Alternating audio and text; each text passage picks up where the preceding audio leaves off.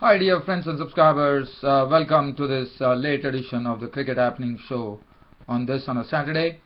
So what I'm going to do on this particular cricket show is we are going to look at what happened yesterday in the match between New Zealand. As you know, what I'm going to talk about, we are going to talk about the great escape which was done by West Indies yesterday when the rain came to their rescue, and how important that knock of Darren Bravo really proved it with New Zealand.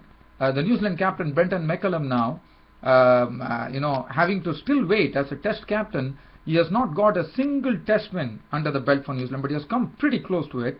We saw that in England against when New Zealand were playing against England, Matt Pryor came in and thwarted Brendan McCullum's chances of getting his first Test victory under his belt. But that was a real batsmanship.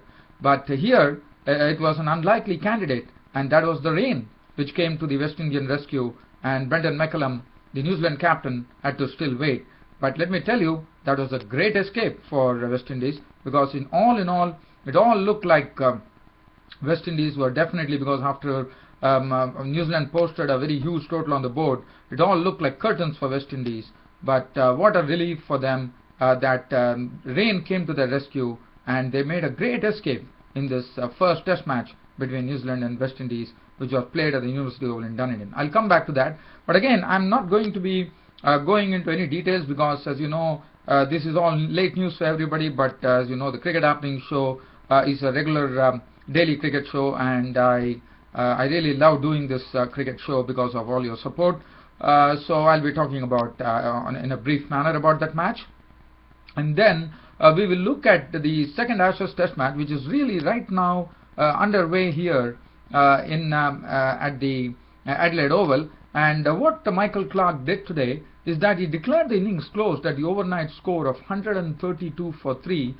Pretty surprising, because considering the fact that David Warner was not out on 83 with 9 fours and 1 6, one does not know whether Michael Clarke had taken the weather forecast into consideration. If that was the case, it was okay. Otherwise, I thought that probably Australia could have batted for another 30 minutes in the morning, and probably David Warner could have gone on to make another 17 runs. He could have probably given him an opportunity to go for his century. So I was a bit surprised that Australia applying the declaration of the overnight score of 132 for 3. But they are doing a good job here. They set a target of 530 runs odd to win for England, and they have done a fine job with already the match is right now underway. They are really struggling right now.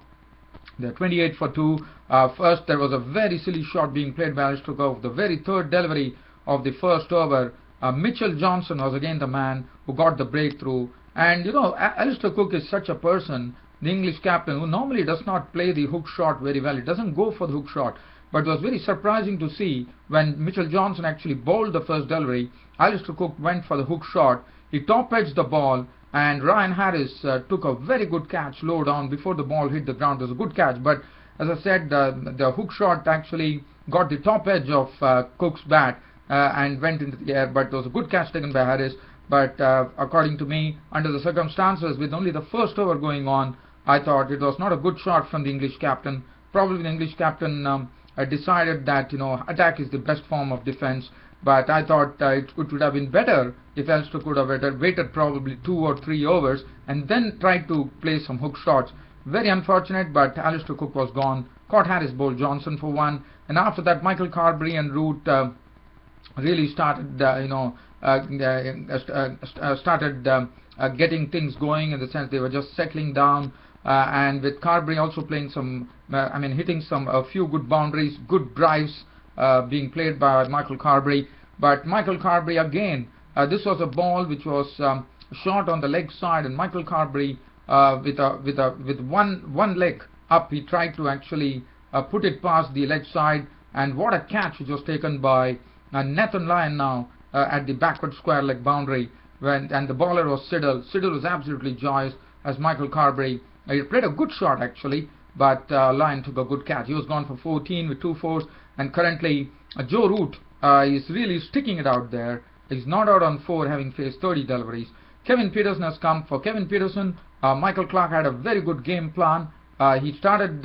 He had probably told his bowlers to feed him on that strong side, on his strong side is, Kevin Pietersen. And the first inning, as you know, he was caught at mid wicket. His favorite stroke that he plays through the leg side. But I thought Michael Clarke did a good job by having two men there. He really started putting pressure on Pietersen, and so far Pietersen has not succumbed to it. In fact, the bowlers have been bowling very well. Ryan Harris, pretty settled, and Nathan Lyon too. But Kevin Pietersen has really refrained from playing any stroke on the shot. So that is very wise of Kevin Pietersen. But I think England are having a tough time. So just skipping on the game itself, what I'm going to do, what I'll do is I will come back to this. First, let's go to the New Zealand versus West Indies and see what happened. So West Indies actually resuming at their overnight score, and it was Darren Bravo. But Darren Bravo, after making 218, was gone clean bowled by Bolt for 218.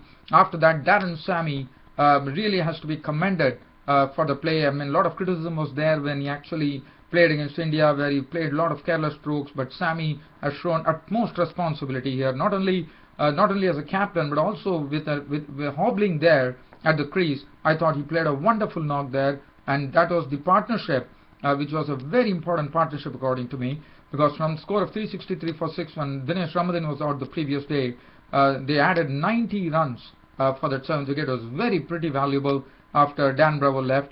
Dan and Sammy's contribution in West Indies finally all out for 507 in their second dig, thanks to Darren Bravo's 218 with 31 boundaries. And what a knock from Darren Bravo. In fact, not a single six hit. Normally, if you have seen Darren Bravo's innings, if you look at the fact file of Darren Bravo, he's hit a lot of sixes. But this was a very, very mature knock from Darren Bravo. 218 of 416 balls with 31 fours.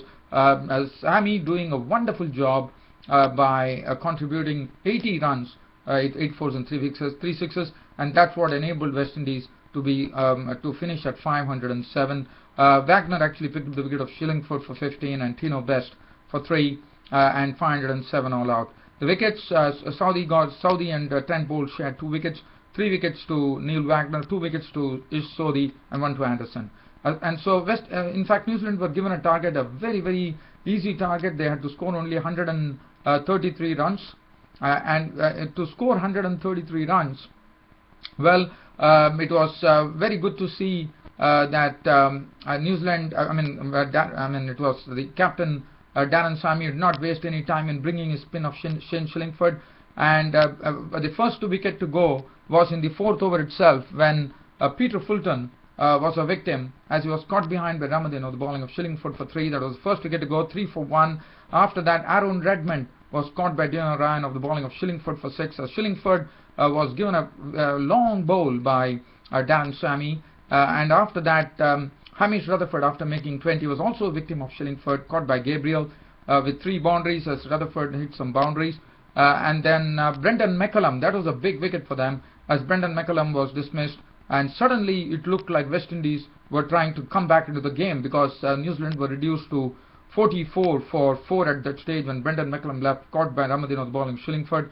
And Shillingford was definitely getting some purchase of the wicket, and Shillingford did a fine job to reduce New Zealand to 44 for 4, even though the target was much closer. If you look at the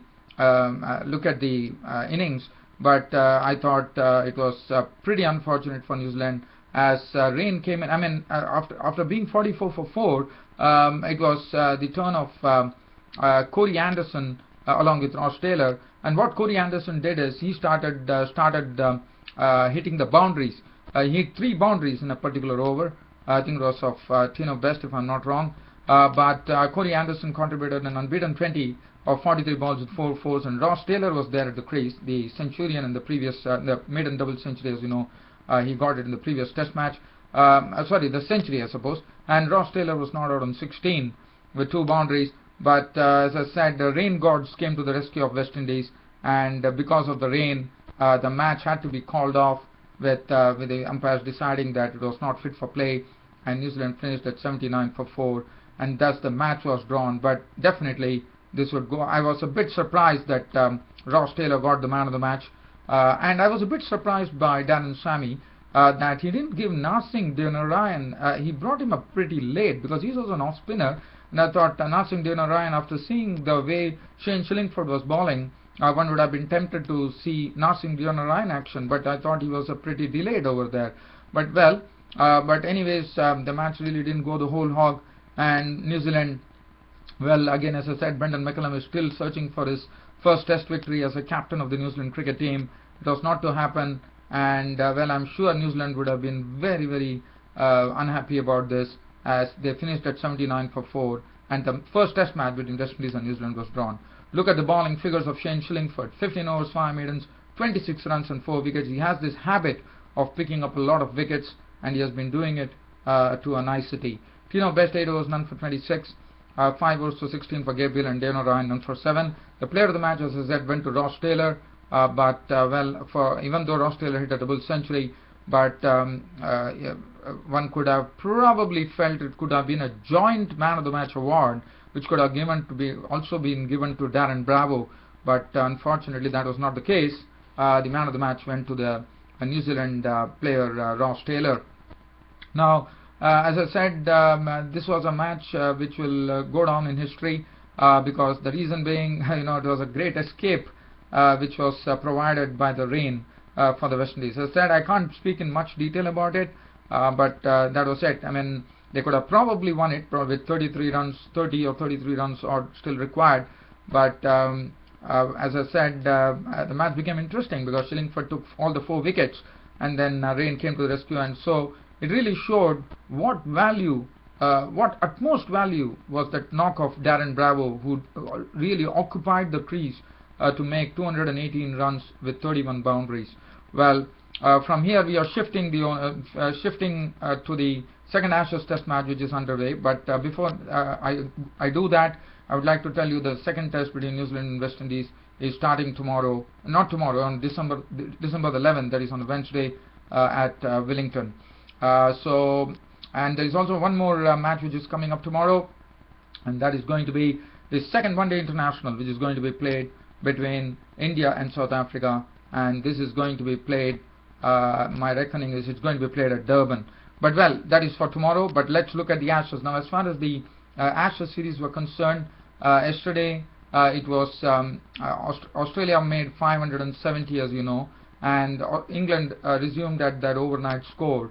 And well, for England, well, let me tell you, it was pretty tough going for them. In fact, the highest scorer was Ian Bell, who made an unbeaten 72 with 9 fours and 4 sixes. But it was that spell of Mitchell Johnson, once again bowling with lots of searing pace, and also bowling a lot of good short ones, and really using the ball to good effect.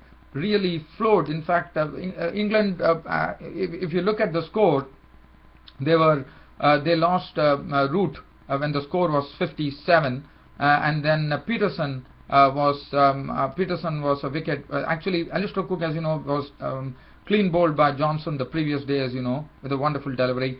And then Michael Carberry was doing well. He was trying to stay there at the crease, but Joe Root was out for 15. And then Kevin Peterson, playing his favourite stroke, which he normally plays it through the mid-wicket area.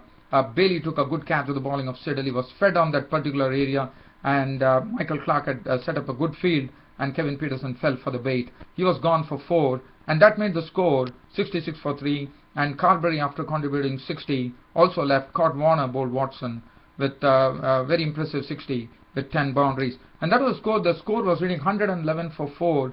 And even though 111 for 4 was not looking a good score, but they had Ian Bell and Ben Stokes, the debutant, come in. But after that, it was completely a Mitchell Johnson show. As first it was Ben Stokes on his debut, was LBW bowled Johnson for 1.